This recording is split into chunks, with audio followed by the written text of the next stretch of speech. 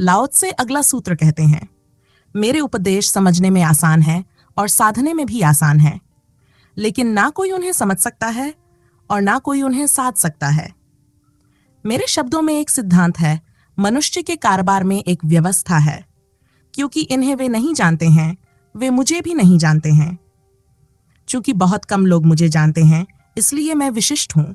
इसलिए संत बाहर से तो मोटा कपड़ा पहनते हैं, लेकिन भीतर हृदय में मनी माणिक के लिए रहते हैं। चलिए अब इस सूत्र को गहराई से समझते हैं। लाओ त्से कहते हैं, मेरे उपदेश समझने में आसान है, और सच में इससे ज्यादा सीधी बात क्या होगी। सब कुछ बिल्कुल सादा, सहज। वह कहते हैं, मेरे उपदेश साधने में भी आसान है, क्योंकि जब बात ही सीधी है तो साधना कैसी। जीवन तो है ही, उसे सिखाया कैसे जा सकता है। यह वैसा ही है जैसे कोई मछली को तैरना सिखाने लगे। तुम्हें कोई जीवन सिखा नहीं सकता। जीवन तुम्हारे भीतर पहले से ही मौजूद है, लेकिन तुम सीखने के लिए भागते रहते हो, और तब तुम्हें कोई ना कोई मिल जाता है जो कहता है मैं सिखाऊंगा। जीवित तुम पहले से हो, सब कुछ तुम्हारे पास है। लाओ त्से के पास कोई अलग उपदेश नहीं, जीवन ही उनका उपदेश है। वह कहते हैं, मेरे उपदेश समझने में आसान है, साधने में आसान है। लेकिन फिर आगे जोड़ते हैं, कोई उन्हें समझ नहीं सकता, कोई उन्हें साध नहीं सकता। यही तो रहस्य है, क्योंकि तुम जिस बुद्धि से समझने की कोशिश करते हो वही तो नासमझी है। जीवन बुद्धि से गहरा है। जीवन को समझा नहीं जा सकता, केवल जिया जा सकता है। प्रेम को समझा नहीं जा सकता, केवल महसूस किया जा सकता है। सौंदर्य को परिभाषित नहीं किया जा सकता, केवल देखा जा सकता है। सौंदर्य पर हजारों किताबें लिखी गई, पर कोई ये नहीं कह सका कि सौंदर्य क्या है। वह है, सब और है, पर वह शब्दों में नहीं उतरता। कबीर ने कहा, लिखा लिखी की है नहीं, देखा देखी बात। समझने की नहीं, देखने की बात है।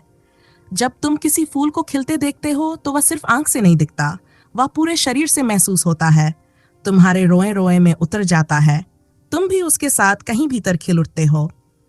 वह सिर्फ बुद्धि का अनुभव नहीं होता, वह पूरे अस्तित्व का अनुभव होता है। लाओ त्से कहते हैं, समझने में आसान, पर कोई समझ नहीं सकता। साधने में आसान, पर कोई साध नहीं सकता। क्योंकि जो पहले से है उसे साधा कैसे जाए। साधना उस चीज की होती है जो हमारे स्वभाव में नहीं है। जीवन तो स्वभाव है, उसे सीखने या साधने की जरूरत नहीं।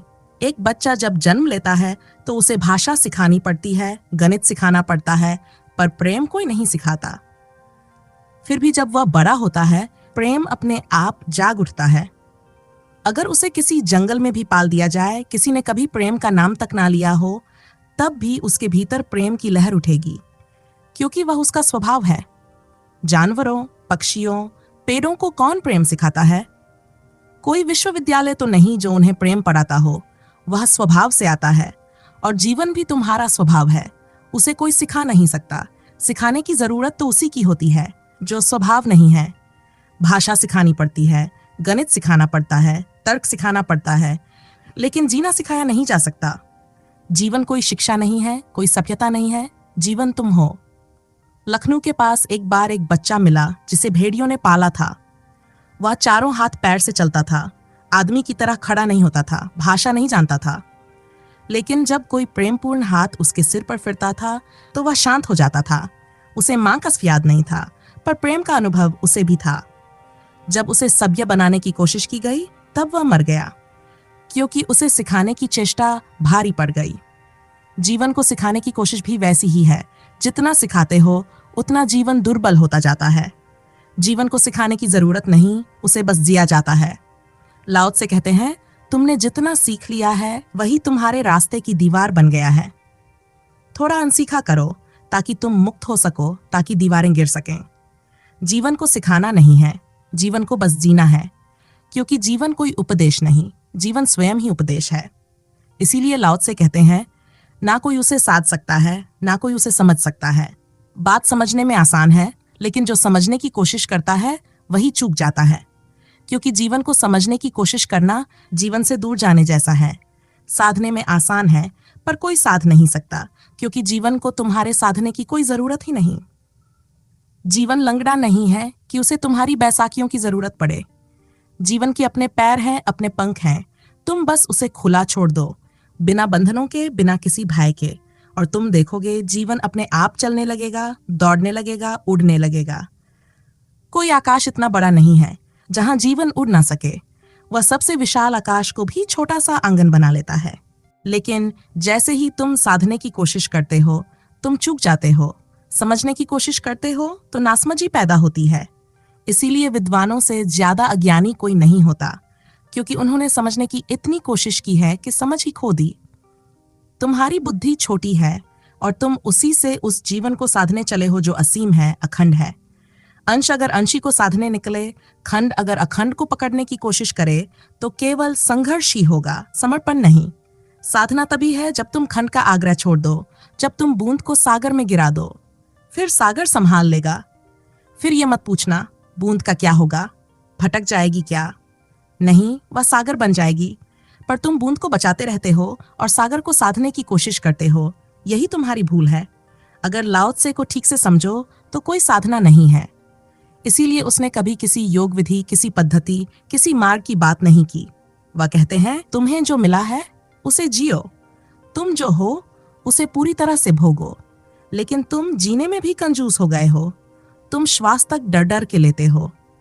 वैज्ञानिक कहते हैं, हमारे फेफड़ों में 6000 छिद्र हैं, पर हम सिर्फ 2000 का उपयोग करते हैं। बाकी 4000 निष्क्रिय पड़े रहते हैं। तुम श्वास तक पूरी नहीं लेते, जैसे जीवन लेने से डर लगता हो। क्योंकि श्वास के साथ ऊर्जा आती है और ऊर्जा के साथ आता है जीवन। छोटे बच्चे पूरी श्वास लेते हैं, उनकी सांस पेट तक जाती है, नाभि तक जाती है। इसलिए उनके जीवन में वह तरलता है, कोमलता है, वह ताजगी है। लेकिन जैसे जैसे समाज उन्हें सिखाता है, ऐसा मत करो, वैसा मत करो, उनकी सांस छोटी होने लगती है। तुमने बच्चे से कहा, अंधेरे में मत जाना, पेड़ पर मत चढ़ना, जोर से मत हंसना, इतना मत दौड़ो, इतना मत चिल्लाओ, और उसने जीवन के दरवाजे बंद करने शुरू कर दिए। क्योंकि अब उसे डर है कि ऊर्जा बढ़ेगी तो वह नियम तोड़ देगा। इसलिए उसने अपने भीतर ही खुद को कमजोर बना लिया। अगर तुम्हारे ये नियम ना होते तो हर बच्चा वृक्षों पर चढ़ता, नदियों में तैरता, पहाड़ों की यात्रा करता। वह अच्छे बुरे दोनों को जानता, क्योंकि दोनों ही जीवन के आयाम हैं। वह क्रोध भी करता, करुणा भी करता, हंसता भी, रोता भी। और तब उसकी सांस 6000 छिद्रों तक जाती। तब वह जीवन भरा होता, पूर्ण होता। लेकिन सभ्यता ने हमें विषाक्त कर दिया है। अब जब कोई व्यक्ति ध्यान में उतरता है तो उसके भीतर वही दबी हुई भावनाएं उठने लगती हैं। क्रोध, उदासी, भय, जो उसने वर्षों तक दबा रखी थी। और वह घबरा जाता है, सोचता है, कहीं मैं पागल तो नहीं हो रहा। कैसा आश्चर्य है, सिकुड़ कर जीना हमें सामान्य लगता है और फैल कर जीना हमें भयावह लगता है। हमें सिखाया गया है मरकर जीना, धीरे धीरे, सीमित होकर, डरते हुए जीना। क्योंकि अगर तुम पूरी तरह जियोगे तो अच्छाई के साथ बुराई भी आएगी। और समाज को केवल सबके लोग चाहिए, पूरा मनुष्य नहीं। पर जीवन में बुराई और भलाई दोनों हैं, अंधेरा और प्रकाश दोनों हैं, मृत्यु और जीवन दोनों हैं। यही संपूर्णता है। लाओ त्से कहते हैं, ना तुम जीवन को समझ सकोगे, ना साध सकोगे। यद्यपि बात समझने में आसान है और साधने में भी, क्योंकि जीवन कोई करने की चीज नहीं, जीवन तो होने की बात है। फिर लाओ त्से कहते हैं, मेरे शब्दों में एक सिद्धांत है, और वह सिद्धांत है जीवन को बेशर्त स्वीकार करना। बेशर्त यानी बिना किसी शर्त के। ना ये कि जीवन ऐसा हो तब मैं स्वीकार करूंगा, वैसा हो तब करूंगा। जीवन जैसा है उसे वैसा का वैसा ही स्वीकार करो। क्योंकि जब तुम जीवन पर शर्त लगाते हो तब तुम उसे काटने लगते हो। जब तुम सुधार करने निकलते हो तब बिगाड़ पैदा करते हो। जीवन अपने आप में पूर्ण है, उसे मत छेड़ो। वह जैसे बहता है वैसे ही बहने दो। डरना छोड़ दो।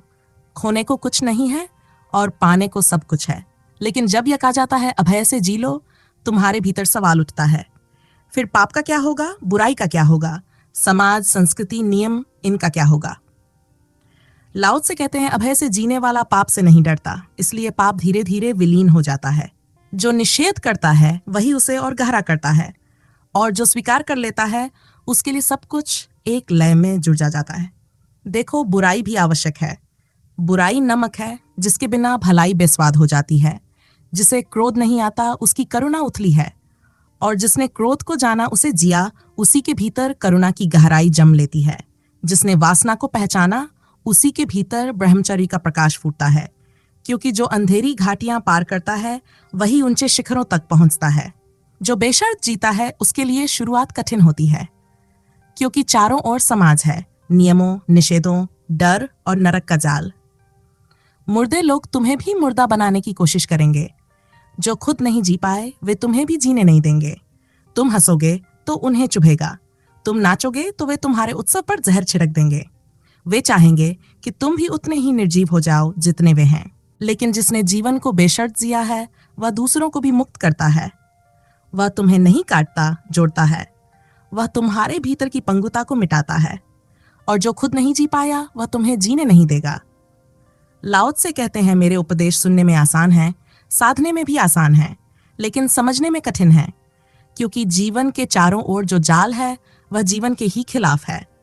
इसलिए साहस चाहिए, पहला कदम उठाने का साहस। निंदा होगी, समाज विरोध करेगा, पर जीवन को मत काटना। लोग तुम्हें पापी कहेंगे, पर जीवन को अस्वीकार करने का पाप मत करना। जो जीवन को काट देता है वह परमात्मा तक कभी नहीं पहुंच सकता। एक पुरानी कहानी है। पति और पत्नी एक रात पैदल घूमने निकले। उनके साथ घोड़ा भी था। राह में कुछ लोग बोले, मूर्ख हैं दोनों, जब घोड़ा है तो पैदल क्यों चल रहे हैं। तो पति घोड़े पर चढ़ गया।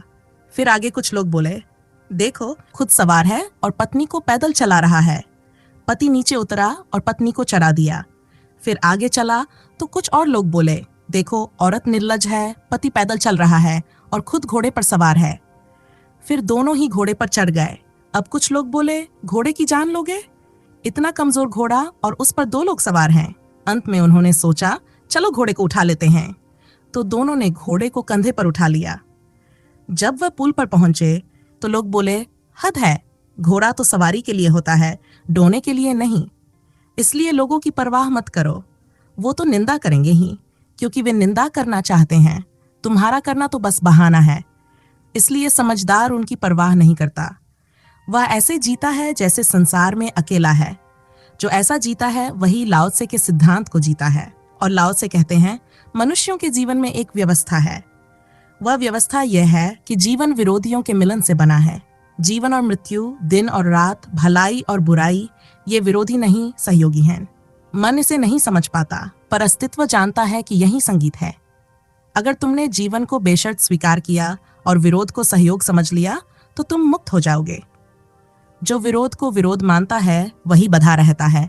वह साधु बन जाता है और असाधु से युद्ध करता है, पर दोनों आधे हैं। पूरा जीवन तो तब होता है जब दोनों एक लय में हों। कुशल कलाकार शोर को संगीत बना देता है। कुशल मूर्तिकार पत्थर में सौंदर्य देख लेता है। प्रेम 2 लोगों का मिलन नहीं, किसी तीसरे का अवतरण है। जब विरोध मिट जाते हैं तब प्रेम उतरता है। जीवन में पाप पुण्य, अंधेरा प्रकाश, मृत्यु जीवन सब हैं। जो इनके बीच संगीत खोज लेता है वही संत बनता है। संत वह नहीं जो केवल भला है, वह है जिसने भले और बुरे दोनों को पार कर लिया है। इसलिए जब बुद्ध या क्राइस्ट जैसे लोग आते हैं तो भले और बुरे दोनों उनके विरुद्ध खड़े हो जाते हैं, क्योंकि वे दोनों को पार कर गए होते हैं। वे एक ऐसी लय में जीते हैं जिसे ना समझा जा सकता है, ना परिभाषित किया जा सकता है। जो जीवन को नहीं जानता वह लाओ त्से को नहीं जान सकता, क्योंकि लाओ त्से स्वयं जीवन का शुद्धतम रूप है। अनगढ़, असंशोधित, इस प्रकृति जैसा जिसे मनुष्य ने नहीं छुआ, वही जीवन का सार है, वही लाओ त्से है। लाओ त्से आगे कहते हैं, वे मुझे भी नहीं जानते हैं, क्योंकि बहुत कम लोग मुझे जानते हैं, इसलिए मैं विशिष्ट हूं। लाओ त्से का यह वचन अद्भुत है। हम आमतौर पर जिसे दुनिया जानती है उसे ही विशिष्ट समझते हैं, लेकिन लाओ त्से कहते हैं, मुझे बहुत कम लोग जानते हैं, इसलिए मैं विशिष्ट हूं। उनके समय में कन्फ्यूशियस को सब जानते थे। कन्फ्यूशियस आदर्श पुरुष था, नीतिनिष्ठ, आचारवान, हर दृष्टि से परिपूर्ण था। उसकी साधुता में जरा सी भी कमी नहीं थी। साधु उसे श्रेष्ठ मानते थे और असाधु भी उससे ईर्ष्या करते थे, जैसे घाटियां पहाड़ों से करती हैं या अंधेरा दिन से करता है। कन्फ्यूशियस चीन में एक शिखर था, साफ सुथरा, व्यवस्थित, मानो किसी माली के हाथों सजा हुआ बगीचा। वहां कोई भूल नहीं, कोई अस्त व्यस्ता नहीं। और दूसरी ओर लाओ त्से था जैसे कोई पहाड़ी जंगल, जहां कोई नियम नहीं दिखता, लेकिन भीतर से एक अदृश्य व्यवस्था चल रही होती है। जंगल में भय है, अनिश्चितता है, लेकिन वहीं जीवन की गहराई भी है। सूखे पत्ते, ठेरे मेरे वृक्ष, टूटी डालियां, वहां सब समाहित हैं। जंगल वैसा है जैसा परमात्मा ने चाहा है, बिना किसी मनुष्य की काट छांट के। बगीचे में सौंदर्य है, पर वह सीमित है। जंगल में सौंदर्य है, लेकिन उसे देखने के लिए तुम्हारे भीतर भी एक जंगली आत्मा चाहिए जो परमात्मा की तरह देख सके। लाओ त्से को लोग नहीं जान पाए, उनका अस्तित्व ही रहस्य बन गया। इतिहासकार आज भी संदेह करते हैं, क्या सच में ऐसा कोई मनुष्य हुआ था? कोई प्रमाण नहीं, कोई उनका विवरण नहीं। कन्फ्यूशियस के जीवन का हर विवरण दर्ज है, लेकिन लाओ त्से, वह तो हवा की तरह थे, उनका कोई स्पर्श नहीं मिलता। अगर समझना हो तो अपने समय का उदाहरण लो, महात्मा गांधी और रमन महर्षि का। गांधी बिल्कुल कन्फ्यूशियस जैसे थे, हर चीज मापी तोली करते थे, अनुशासित हिसाब किताब वाला जीवन जीते थे। उनके कार्यों के निशान हर जगह हैं, स्वतंत्रता आंदोलन, अछूतों का उद्धार, समाज सुधार। अखबारों पर उनकी छाप थी, वे जहां जाते घटनाएं घटने लगती। और दूसरी ओर थे रमन महर्षि, अरुणाचल के पहाड़ों में बैठे हुए, कोई नियम नहीं, कोई व्यवस्था नहीं, कोई प्रचार नहीं, कोई शिष्य बनाने की इच्छा नहीं, बस मौन में डूबे हुए। बहुत कम लोग उन्हें जान पाए। गांधी को ना जानने वाला मुश्किल है, रमन महर्षि को जानने वाला दुर्लभ। एक इटालियन विचारक लेंजा देल वास्तो दोनों के पास गया। पहले रमन महर्षि के पास 3 दिन रहा और कहा, यह आदमी किसी काम का नहीं, बस खाली बैठा है, कुछ करता ही नहीं। फिर वह गांधी के पास गया और बोला, यही सच्चा आदमी है, यही कर्मयोगी है। गांधी ने उसे नाम दिया, शांतिदास। पर विडंबना यह रही कि जहां शांति थी वहां से वह चूक गया, क्योंकि गांधी के भीतर तो भयंकर आंदोलन था, संघर्ष था, कर्म था। लाओ त्से और रमन महर्षि जैसे लोग दृश्य नहीं हैं, वे अदृश्य के क्षेत्र में काम करते हैं। उनकी क्रिया क्रिया है। वे बाहर से कुछ नहीं करते था, पर भीतर बहुत कुछ बदलता है। उनका प्रभाव प्रत्यक्ष नहीं, परोक्ष होता है। गांधी सतह पर हैं, जहां सबकी नजर पहुंचती है। रमन महर्षि गहराई में हैं, जहां केवल गोताखोर उतर सकते हैं। लाओ त्से, रमन, ये वही लोग हैं जिन्हें बहुत कम लोग जानते हैं, इसलिए वे विशिष्ट हैं। उनका मौन, उनका अक्रियापन, वही तो असली ऊर्जा है, अदृश्य लेकिन सृजनशील। जो इनकी गहराई में उतर जाए वही समझ पाएगा कि असली कार्य वही है जो बिना किए हो जाता है। आगे लाओ त्से कहते हैं, चूंकि बहुत कम लोग मुझे जानते हैं, इसलिए मैं विशिष्ट हूं। और सच ही तो है, विशिष्ट को बहुत लोग जान ही कैसे सकते हैं? लोग तो उसी को जान सकते हैं जो उन जैसा हो, जो उनकी भाषा में बोलता हो, जिसकी सोच उनकी सोच से मेल खाती हो। गांधी से संबंध बनता है, क्योंकि जब पीड़ा है और गांधी किसी कोड़ी का पैर दबा रहे हैं तो वह तुम्हारे हृदय को छू जाता है। जब गुलामी है और गांधी उस जंजीर को तोड़ने के लिए अपने जीवन को दांव पर लगा रहे हैं, तुम उनसे जुड़ जाते हो। गांधी का गणित साफ है, सीधा, समझ में आने वाला। उनकी भाषा और तुम्हारी भाषा में कोई अंतर नहीं। तुम भले गांधी ना बन पाओ, लेकिन बनना तो तुम भी गांधी जैसा ही चाहते हो। वह मंजिल पर पहुंच गए हैं और तुम उसी राह पर चल रहे हो, बस कुछ कदम पीछे हो, लेकिन राह एक ही है। पर रमन महर्षि, वो तो बैठे रहते हैं, कोई रास्ता ही नहीं दिखता। कहाँ चलते हैं, किस दिशा में हैं, कुछ समझ नहीं आता। गांधी तुम्हें समझ में आते हैं, रमन नहीं आते। लाओ त्से भी वैसे ही हैं, जैसे किसी और लोक के प्राणी। उनकी भाषा तुम्हारी भाषा से नहीं मिलती। तुम्हारे और उनके बीच संवाद का कोई पुल नहीं बनता। दोनों जैसे दो अलग संसारों के वासी हों, एक धरती का, एक आकाश का। और इसलिए तुम उन्हें पहचान ही नहीं पाओगे। तुम लाओ त्से के पास से गुजरोगे, लेकिन तुम्हें महात्मा दिखाई नहीं पड़ेगा, क्योंकि तुम्हारे महात्मा सतह पर है। वही जो तुम्हारी भाषा में बोलते हैं, वही जो तुम्हारे मापदंडों से नापे जा सकते हैं।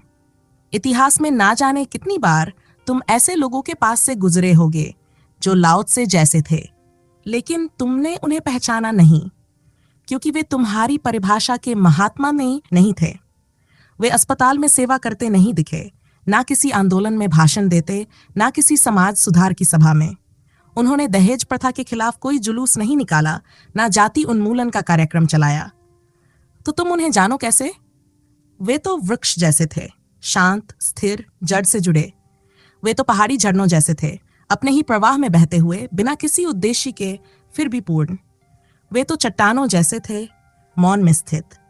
थोड़ी देर तुम उनके पास बैठते, उनकी जंगली सुगंध तुम्हें छूती, पर फिर तुम अपनी राह चल पड़ते, क्योंकि तुम सोचते, ये मेरे किसी काम का नहीं।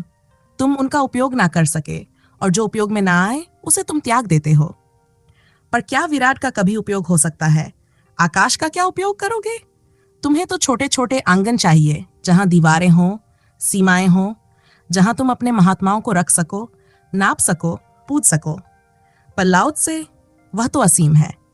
इसलिए लाओ त्से कहते हैं, चूंकि बहुत कम लोग मुझे जानते हैं, इसलिए मैं विशिष्ट हूं। लोग पास से गुजर जाते हैं, देखते हैं पर पहचानते नहीं, और यही मेरी विशिष्टता है। विशिष्ट की यह परिभाषा सच में अद्वितीय है। संत बाहर से तो मोटा कपड़ा पहनते हैं, लेकिन भीतर उनका हृदय मणि माणिक्यों से भरा होता है। पर ये मणि माणिक्य उनके कपड़ों पर जड़े नहीं होते जैसे साधुओं के होते हैं। साधु को तुम ऊपर से ही पहचान लेते हो। वह नग्न खड़ा है, धूप में तप रहा है, भूखा है, उपवास कर रहा है, शीर्षासन कर कान पर लेटा है, उसका सब कुछ प्रदर्शन में है। वह चाहता है कि तुम देखो, सराहो, पहचानो। असाधु भी वैसा ही है, वह भी अपनी असाधुता का प्रदर्शन करता है। डाकू बताते हैं कितनों को लूटा, कितनों को मारा, 2 मारे होंगे, 20 गिनाते हैं। वे भी दिखावा करते हैं कि उनसे बड़ा कोई अपराधी नहीं। और साधु भी दावा करता है, इतने उपवास किए, इतनी माला फेरी, इतने नाम लिखे, इतने दान दिए। दोनों में फर्क बस दिशा का है, दोनों ही प्रदर्शनवादी हैं। संत अलग है। संत का कोई दावा नहीं होता, ना साधु होने का, ना असाधु होने का। उसमें रात और दिन मिल गए हैं, शुभ और अशुभ घुल गए हैं, जीवन और मृत्यु एक हो गए हैं। संत का जीवन संध्या जैसा होता है, धुंधला, रहस्यमय, सीमाओं के पार। ना पूरी रात है, ना पूरा दिन।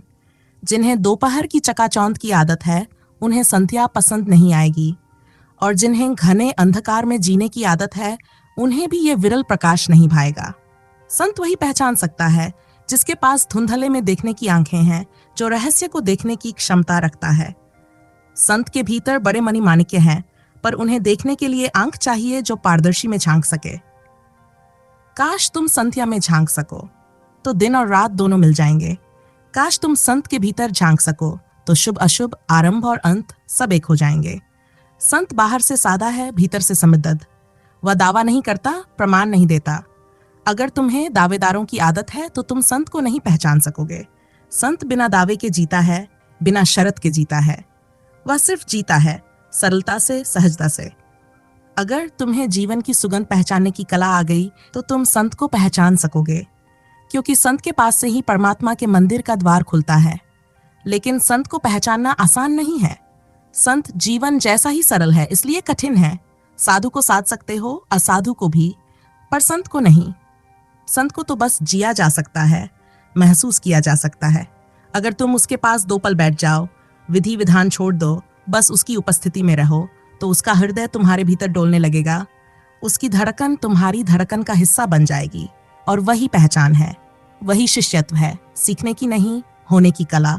विवेकानंद को एक कहानी बहुत प्रिय थी। एक सिंहनी पहाड़ी से कूदी, गर्भवती थी, और छलांग में उसका बच्चा नीचे गिर पड़ा। नीचे भेड़ों का झुंड जा रहा था, उन्होंने उस बच्चे को पाल लिया। सिंह भेड़ों के बीच बड़ा हुआ, और उसे यही याद रहा कि मैं भेड़ हूं। वह मिमियाता, भेड़ों के साथ चरता, शेरों को देख डरता। एक दिन एक असली सिंह आया और झुंड पर हमला किया। उसने देखा एक सिंह भी उन्हीं भेड़ों के साथ भाग रहा है। वह हैरान हुआ, पकड़ा उसे और बोला, तू क्या कर रहा है? तू कौन है? लेकिन वह मिमियाता रहा, डरता रहा। सिंह उसे पकड़कर नदी के पास ले गया और बोला, छांक इसमें। दोनों ने अपना सिर जल में झुकाया। क्षण भर में सब बदल गया। भेड़ समझने वाला सिंह पहली बार खुद को पहचान गया। उसके मुंह से सिंहनाद निकला। उसकी आंखें बदल गई, चाल बदल गई, सारा अस्तित्व बदल गया। कुछ सिखाया नहीं गया, बस पहचान कर ली उसने खुद की। यही होता है संत के पास। वह कुछ सिखाता नहीं, बस तुम्हें तुम्हारा असली चेहरा दिखा देता है, और बस उसी क्षण सब बदल जाता है। तो आज इस वीडियो में इतना ही। आशा है आप इस सूत्र को जीवन में उपयोग करेंगे, केवल इसे बौद्धिक कृत्य नहीं बनाएंगे। फिर मिलेंगे अगली वीडियो में। धन्यवाद।